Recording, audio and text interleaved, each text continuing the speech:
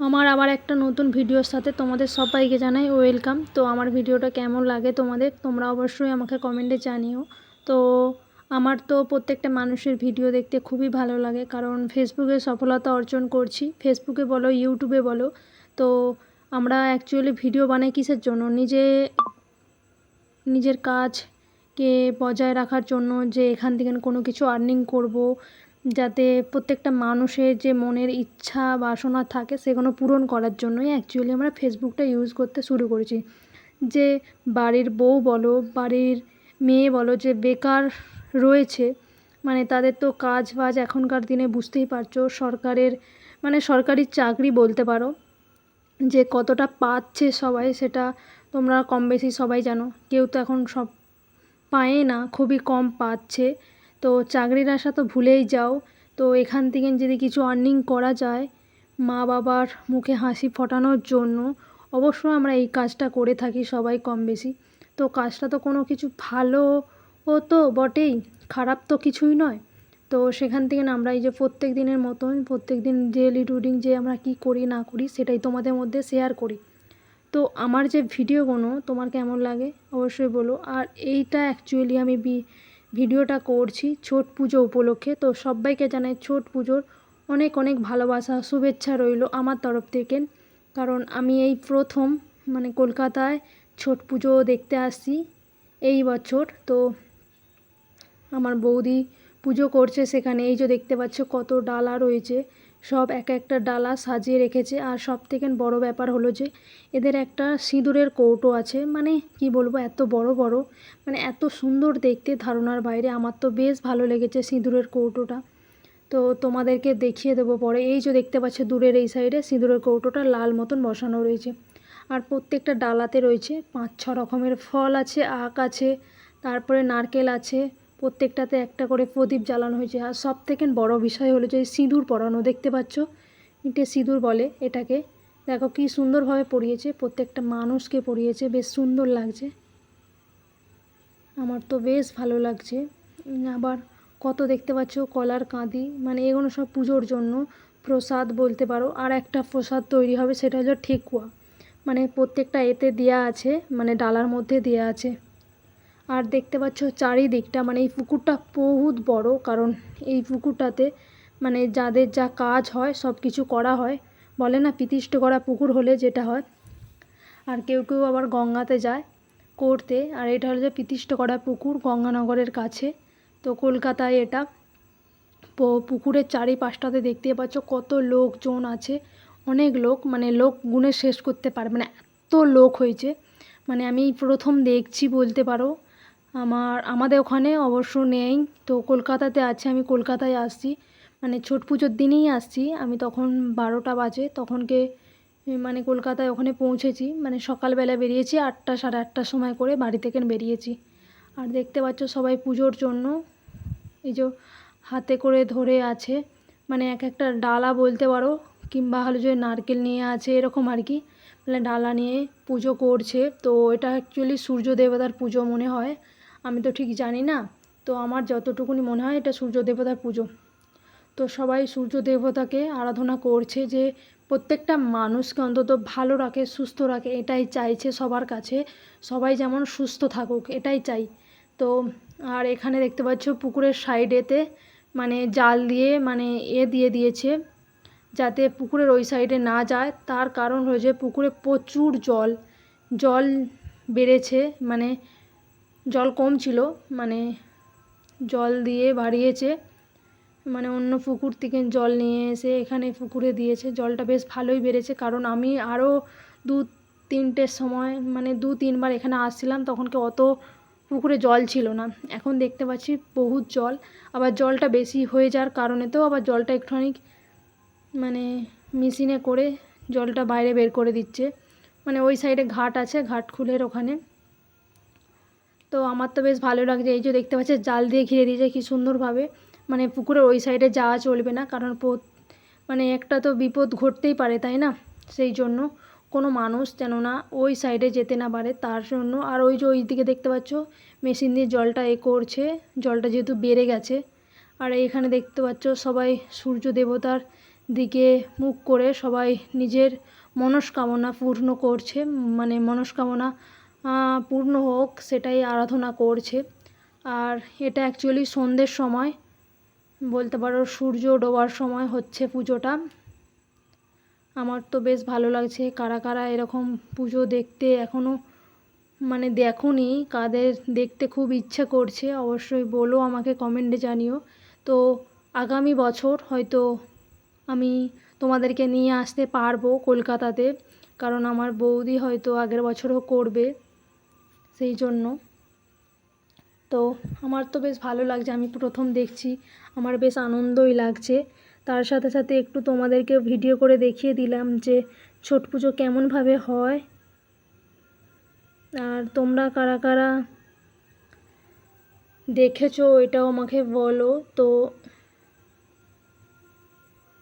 যারা ভাবছো যে ফেসবুক থেকে সফলতা অ্যাকচুয়ালি অর্জন করব, তাদেরকে একটা কথাই বলবো, তোমরা সবাই সবার অন্তত পাশে থেকো। যদি পরবর্তীকালে এই ফেসবুক ইউটিউব থেকে কিছু আর্নিং করতে চাও, মা বাবার পাশে থাকতে চাও, এই নয় যে চাকরি করলেই যে সবসময় পাশে থাকা যায়, এখান থেকেও কিন্তু আর্নিং করা যায়।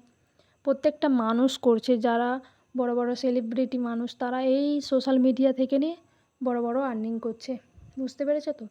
আর তোমরা তো সবাই জানো এখন ফেমাস চলছে একটাই কারণ, যে সুমিকে নিয়ে, যে সুমি একটা শ্রাদ্ধ বাড়ির ভিডিও বানিয়ে এত বড় হয়ে গেছে, তার মা বাবাকে এত সুন্দর রাজপ্রাসাদ বাড়ি বানিয়ে দিয়েছে, সেটা এখন লোকের চোখে পড়ছে।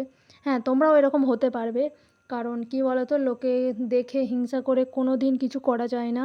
যদি নিজে কিছু করতে চাও, করতে পারো, সেটা অ্যাকচুয়ালি তোমরাই করতে পারবে।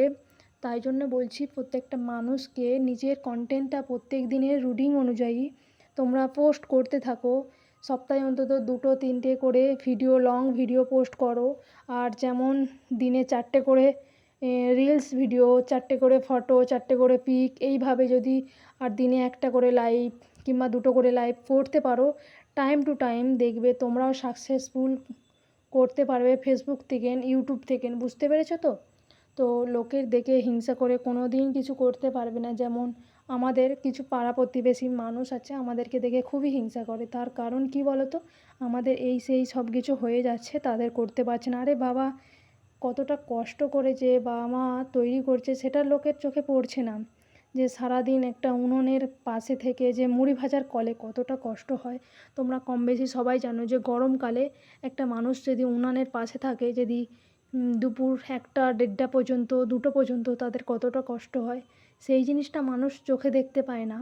মানুষ একটা জিনিসই দেখে কি, তার টাকা এত কিছু হয়ে যাচ্ছে, যে গাড়ি কিনে ফেলছে, জমি কিনে ফেলছে, তারপরে লরি কিনে ফেলছে, এই জিনিসগুলো চোখে পড়ছে। তেমনি আমাদেরও কিছু ফ্যামিলি মেম্বার রয়েছে, তারা এই জিনিসগুলো চোখে দেখে।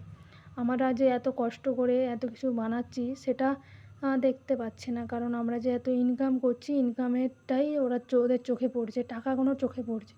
যে এত কষ্ট করে যে কাজ করছি সেটা কেউ চোখে পড়ছে না, কারণ সেটা তো মানুষের কোনো ইচ্ছা আকাঙ্ক্ষা কিছুই নেই না।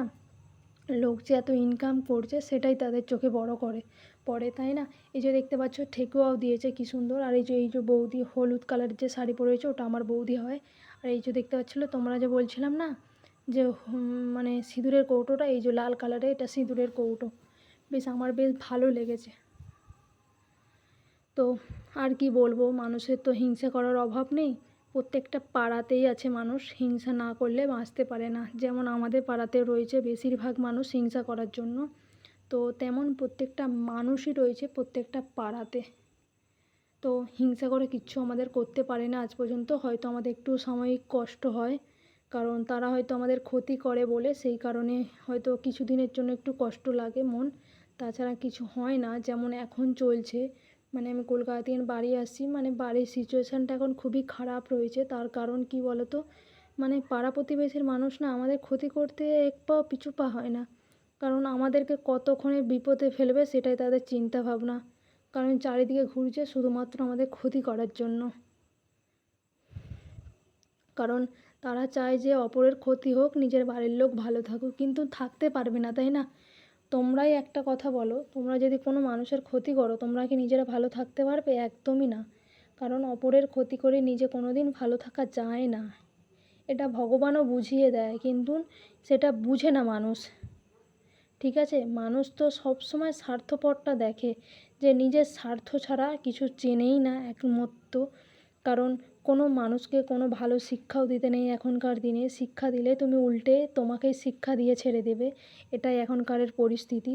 তো অতএব আমি সেরমভাবে কোনো মানুষের প্রতি কোনো শিক্ষা দিতে আর যাব না। আমার তো জ্ঞান হয়ে গেছে, কোনো মানুষের প্রতি আমি বেশি দরদ দেখাতে যাবও না আর। আমার জ্ঞান শিক্ষা হয়ে গেছে, আমি ঠিক মানুষকে চিনে নিয়েছি, যে কে কেমন মানুষ আর কে কেমনভাবে চলে, এটা আমি ভালোভাবে চিনে নিয়েছি। আমাকে আর কোনো মানুষকে চেনাতে হবে না।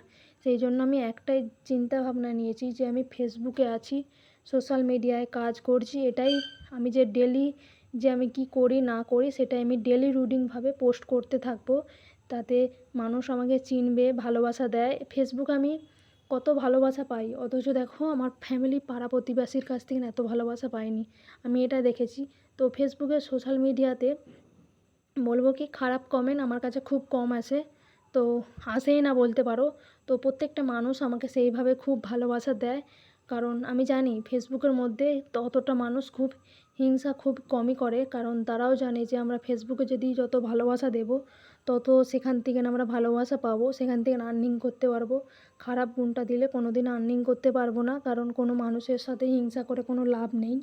সেই জন্য আর সমাজের মানুষ, পাড়ার লোক তোমার ক্ষতি করবে, তোমাকে ভালো কিছু শিক্ষা দেবে না, বুঝতে পেরেছো? আর তুমি যদি, তারা যদি খারাপ কিছু করে না, তুমি যদি তাকে ভালো শিক্ষা দাও না, সেই শিক্ষাটাও তারা গ্রহণ করবে না। এটাই এখনকার দিনে পরিস্থিতি। আর একটা জিনিস আমি দেখেছি, তুমি যদি তোমার ফ্যামিলিতে কোনো কেউ যদি খারাপ দিকে চলে যায়, তুমি তাকে যদি ফিরিয়ে নিয়ে আসো না ভালো দিকে, তোমাকে দেখবে তার ফ্যামিলির লোকই তোমারই পেছনে বাঁশ দেবে। এটা আমি দেখেছি, আমার সাথে হয়েছে।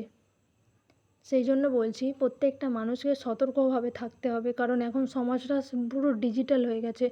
কোনো মানুষ কোনো মানুষের সাথে থাকতে চায় না, কিংবা কোনো মানুষ কোনো মানুষের ভালো চায় না। আর আমি আমি ভিডিও বানাই বলে আমাকে কিছু মানুষ আগামী দিনে খুব ঠাট্টা ইয়ার্কি সব কিছু করতো, যে আমি সোশ্যাল মিডিয়ায় ভিডিও বানাই, সোশ্যাল মিডিয়ায় ফটো পোস্ট করি, এটা দেখে কিছু মানুষ জ্বলে। তো তাদেরকে বলবো, আমাকে দেখে জ্বলে কোনো তোদের লাভ হবে না ভাই। তোরাও এখন শুরু করে দিয়েছিস আমার মতন, ফেসবুকে ভিডিও বানানো, রিলস পোস্ট করা তোরাও শুরু করে দিয়েছিস। অতএব তোরা তোদের চরকায় তেল দে ভাই, আমার চরকায় ভাই তেল দিতে আসিস না। কোথায় কেস খেয়ে বসে থাকবি। আমি কাউকে ছেড়ে কথা আর বলবো না, কারণ আমার বাবা মা খাওয়ায়, আমার বাবা মা ফোনে রিচার্জ করতে হয়। অতএব তোদের আমি কাউতালি আমি শুনতে পারবো না। আমি কারো কথা ধার ধারি না, কারণ আমার যেখানে মা বাবা কিছু বলে না, সেখানে আমি কার কথা শুনতে যাবো ভাই? আমি যাকে বিয়ে করব সেও হয়তো আমাকে কিছু বলবে না, কিন্তু তোরা কিসের জন্য বলতে আসবি? তোরা কি আমাদেরকে খাওয়াস না পড়াস? হ্যাঁ, আর একটা জিনিস বলতো কি, আমি যখন টিকটক করতাম, ভিডিও করতাম, এই যে চলে আসছে টিকটকগুলি, আমাকে নিয়ে কত মানুষ উপহাস করতো। আমি মরে গেছি? একদমই নয়, আমি ভালো আছি। কারণ তাদের মুখের ওপরে প্রথম জবাব আমি দিয়ে দিয়েছি, ফেসবুক থেকে আমি প্রথম পেমেন্ট পেয়ে গেছি ভাই। তোরা যে বলতিস না টিকটকগুলি চলে আসছে, আমি দেখ ফেসবুক থেকে প্রথম পেমেন্ট পেয়ে গেছি। তোদের মুখের জামাটা আমি প্রথমেই ঘষে দিয়েছি, আমাকে আর কোনো কথা বলতে আসিস না। এরপরে আমি আবার পেমেন্ট পাবো, ঠিক আছে? তোরা তো সেটাও করতে পারিস না, তোদের লোকের পেছনে কাঠি মারিস, তোদের এটাই স্বভাব বলতে পারিস। তো বেশি কিছু বলবো না, অনেক জ্ঞান দিয়ে দিয়েছি। কিছু মানুষের হয়তো এই জ্ঞানগুলো শুনে খারাপ লাগতে পারে, কারণ যদি আমাদের পাড়ার লোক এই ভিডিওটা দেখে তাদের তো জ্বলবেই বটে, কারণ তাদের তো আর সহ্য হয় না এসব জিনিস। তো আজকের যে ভিডিওটা আমার কেমন লাগলো তোমরা অবশ্যই কমেন্টে জানিও। এই যে ছট পুজো দেওয়া কমপ্লিট হয়ে গেছে, বাড়ি যাচ্ছি সবাই। তো আমার ভিডিওটা তোমাদের কেমন লাগলো অবশ্যই বলো। তো এই যে দেখতে পাচ্ছ সবাই বাড়ি যাচ্ছে, তো আমিও বাড়ি যাচ্ছি। দেখতে পাচ্ছ কত সুন্দরভাবে সাজিয়েছে সবাই, যে আগে আগে হেঁটে হেঁটে আসছে। আর এখানে পুলিশ প্রশাসনের ব্যবস্থাও রয়েছে, কারণ অনেকই দেখতে পেলাম আমি পুলিশ রয়েছে এখানে। কলকাতা পুলিশ বলো, ওয়েস্ট বেঙ্গল পুলিশ বলো, সবাই আছে। চারিদিকটায় দেখতে পাচ্ছ এখানে মানে কত গাড়ি, কত মানুষজন, আবার কিছু কিছু জন আসছে, মানে এই যে দেখতে পাচ্ছ এই সাইড দিয়ে, মানে তখন কি হলো যে বাজনা করে, বাজনা বাজিয়ে কিছু জন এই দিক দিয়ে আসছে। তো আমার ভিডিওটা যদি ভালো লেগে থাকে অবশ্যই লাইক কমেন্ট শেয়ার করতে ভুলো না।